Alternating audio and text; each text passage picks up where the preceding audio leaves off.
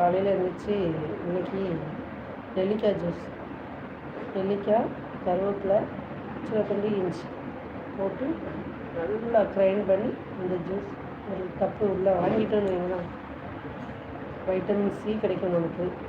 கருவேப்பிலை வந்து good health தான், நமக்கு ஹேருக்கு ரொம்ப யூஸ்ஃபுல்லானது கருவேப்பிலை.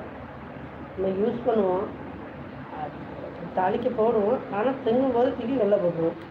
அதை என்ன யூஸ்ன்னு எனக்கு தெரியலை.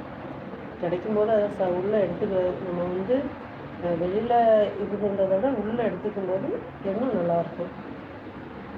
டெய்லி ஒரு நெல்லிக்காய், ஒரு சின்ன துண்டு இஞ்சி, ஒரு 41 நாள் வைங்க. தொடர்ந்து ஒரு 41 நாள் நீங்கள் குடிச்சு பாருங்கள், நல்லா இருக்கும் ஹெல்த்து.